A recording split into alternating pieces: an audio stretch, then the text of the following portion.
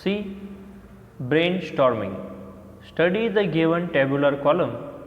In pairs, tell your partner the importance of each given below.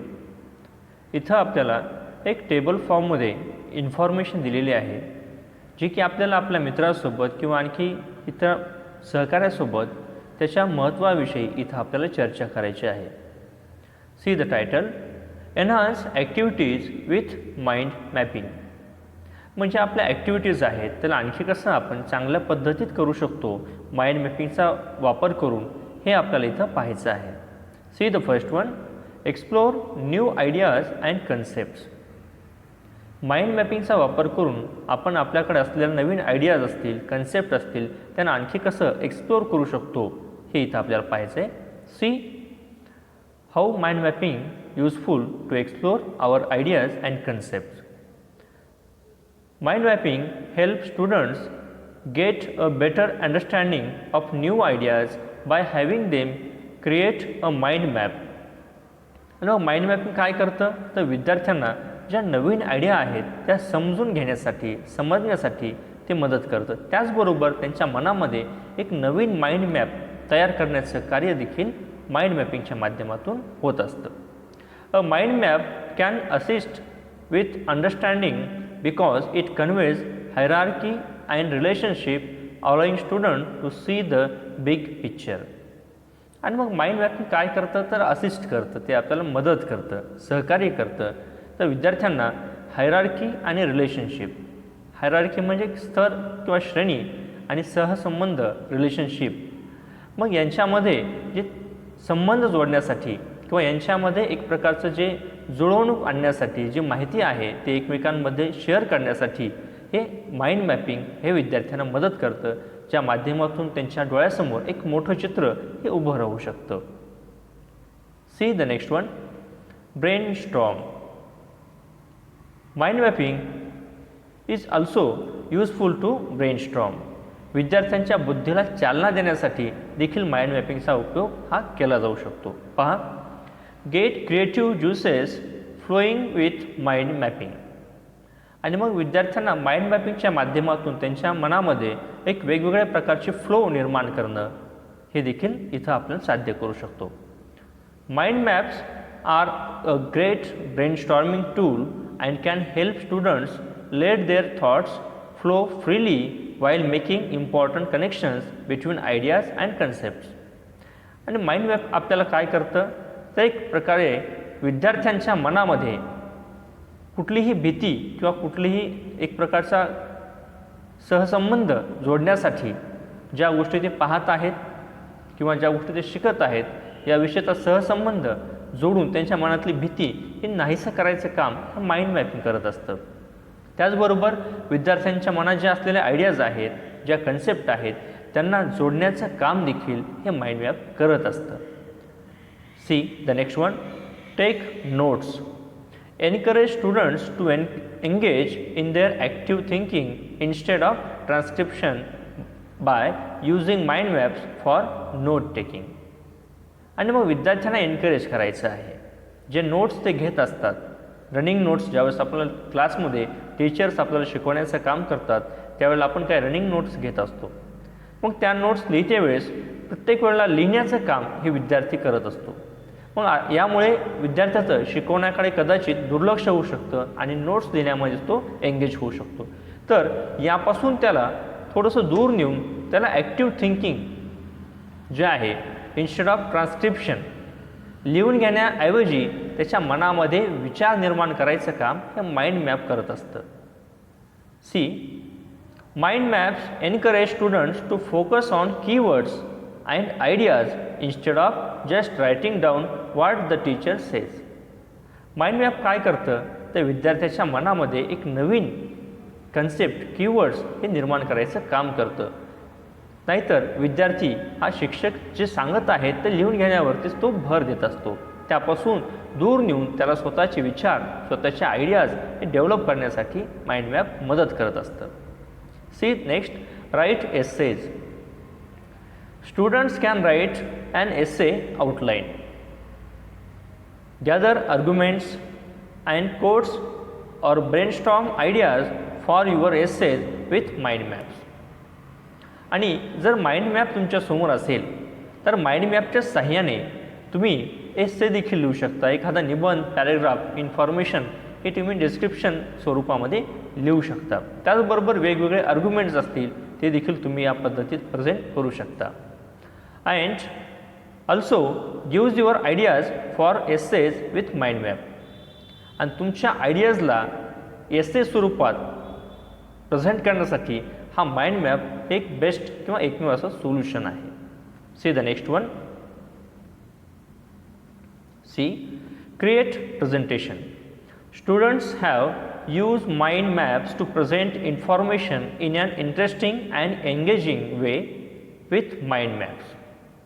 ज्यावेळेस आपण presentation वगैरे देत असतो अशा वेळेला आपली जी इन्फॉर्मेशन आहे ती आणखी आकर्षक आणि त्याचबरोबर जी विद्यार्थी आहेत किंवा जे काही आपल्या इन्फॉर्मेशनला किंवा आपल्या प्रेझेंटेशनला जे पाहणारे लोक आहेत त्यांना एंगेज ठेवण्यासाठी देखील माइंड मॅप्स हे फार महत्त्वाचं टूल म्हणून इथं आपण वापरू शकतो. Students can use mind mapping software to create a presentation in advance or create one on the spot during a live presentation. आणि मग विद्यार्थी माइंड मॅपिंग सॉफ्टवेअरचा वापर करून एक प्रेझेंटेशन, ॲडव्हान्स प्रेझेंटेशन देखील तयार करू शकता. त्याचबरोबर कुठल्याही ठिकाणी लाईव्ह प्रेझेंटेशन देखील माइंड मॅपिंगचा टूल वापरून ते देऊ शकतात. See the next. Study for an assessment. Mind maps are a great way for students to gather all the information that may be covered on an examination, including class notes, textbook chapters and reading lists. आणि मग जे असेसमेंटसाठी किंवा परीक्षेसाठी जी विद्यार्थी तयारी करतात त्यामध्ये फक्त एक्झामिनेशन पुरतंच अभ्यास न करून त्याचबरोबर विद्यार्थ्यांना जे क्लास नोट्स जे विद्यार्थ्यांना क्लासरूममध्ये शिकवलं जातं ती इन्फॉर्मेशन, त्याचबरोबर चॅप्टर्सच्यामध्ये जी इन्फॉर्मेशन असेल ती असेल किंवा रीडिंग लिस्ट असेल, पुस्तक वाचताना, रेफरन्स बुक वगैरे वाचताना जी इन्फॉर्मेशन विद्यार्थी कलेक्ट करतो त्याची देखील विद्यार्थी माइंड मॅपिंग नोट्स तयार करून त्याचा परीक्षेसाठी, असेसमेंटसाठी ते उपयोग करून घेऊ शकता. See the next. Execute group projects.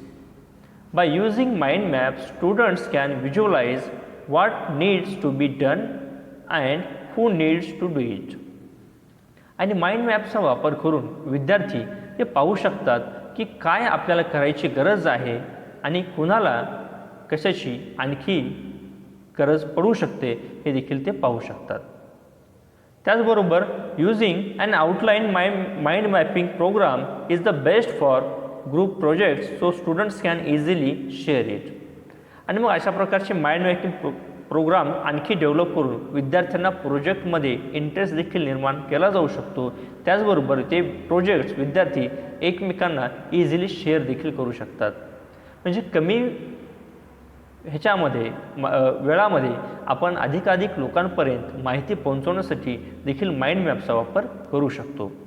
अशा पद्धतीनं माइंड मॅप हे आपल्याला आपल्या अभ्यासासाठी असेल किंवा रनिंग नोट्स काढण्यासाठी असेल किंवा ओव्हरऑल कुठल्याही आयडियाज, कन्सेप्ट ज्या आपल्याला प्रेझेंट करायच्या आहेत त्यासाठी आपण कमी शब्दामध्ये ती इन्फॉर्मेशन इथं कलेक्ट करू शकतो आणि मग आपण त्याचं डिस्क्रिप्शन किंवा एक्सप्लेनेशन हे आपण नंतर देऊ शकतो. अशा पद्धतीने आपल्याला माइंड मॅपिंग हे प्रत्येक ठिकाणी हे उपयोगी पडू शकतं. See the next. Given below is a mind mapping template. Use your ideas, thoughts or concepts to illustrate or develop them. खाली एक आपल्याला माइंड मॅपिंगचं टेम्पलेट, एक इमेज किंवा आपण त्याला फिगरही म्हणू शकतो हे इथं दिलेले आहे आणि आपल्याला त्यामध्ये आपल्या आयडियाज इनपुट देऊन किंवा आपल्या आयडियाज त्यामध्ये टाकून आपल्याला त्याचं इलुस्ट्रेशन किंवा आणखी त्याला डेव्हलप करायचं आहे. Develop your ideas in the form of main branch, sub branches and tertiary branches respectively. ज्या आपल्याला इथं आयडियाज इनपुट करायच्या आहेत किंवा द्यायच्या आहेत त्याला आपल्याला मेन ब्रांच किंवा आपण त्याला म्हणू शकतो मेन टायटल आपल्याला तिथं द्यायचं आहे. त्यानंतर त्याचे सब टायटल किंवा आपण सब ब्रांचेस तिथं आपल्याला द्यायचे आहेत आणि सब ब्रांचेसला पुन्हा टर्शरी ब्रांचेस आपल्याला इथं अनुक्रमाने द्यायचे आहेत. पहा त्यांनी इथं इमेज दिलेली आहे, एकदा इमेज पाहून घ्या. माइंड मॅप, माय माइंड मॅप हे आहे मेन टायटल किंवा आपण त्याला मेन ब्रांच असं आपण म्हणू शकतो. त्यानंतर बघा त्याचे 4 सब ब्रांचेस आहेत. First idea, main branch my mind map, त्याची सब ब्रांचेस आहेत my first idea, second idea, third idea, fourth idea. आणि प्रत्येक आयडियाला पुन्हा टर्शरी ब्रांचेस, पुन्हा त्यांच्या आणखी शाखेला उपशाखा इथं दिलेल्या आहेत, त्या देखील आपण इथं पाहू शकतो. तिथं आपल्याला आपली इन्फॉर्मेशन हे इनपुट द्यायची आहे. आता इथं माइंड मॅपसाठी आपण कुठली कन्सेप्ट घेऊ शकतो? आपण एन्व्हायरमेंटल इश्यू असतील ते घेऊ शकतो, आणखी कुठलं असेल ग्लोबलायझेशन त्याविषयी घेऊ शकतो आपण. त्याचबरोबर एज्युकेशन, जे आपण समजा एज्युकेशनच्या विषयीच्या कन्सेप्ट देखील इथं आपण इथं प्रेझेंट करू शकतो. आर्ट्स असेल, कॉमर्स असेल, त्याचबरोबर सायन्स असेल, MCBC असेल, हे आपण सब ब्रांचेस दाखवू शकतो. आणि त्याच्यापासून पुन्हा त्याच्या आणखी टर्शरी ब्रांचेस काय आहेत, मग पुढे चालून ते त्या फील्डमध्ये काय करिअर करू शकतात, काय करिअर अपॉर्च्युनिटीज आहेत, हे देखील आपण तिथं दाखवू शकतो. अशा वेगवेगळे टायटल किंवा कन्सेप्ट आयडियाज घेऊन आपण आपला माइंड मॅप हा तयार करू शकतो. See also write a paragraph on the mind map you have to complete. आणि मग जो माइंड मॅप तुम्ही तयार करणार आहात त्यावरती तुम्ही एक पॅराग्राफ देखील इथं प्रिपेअर करायचा आहे. त्या पॅराग्राफच्या साह्याने तुमचा माइंड मॅप हा एक्सप्लोर आणखी चांगल्या पद्धतीमध्ये होऊ शकतो. See in the next slide.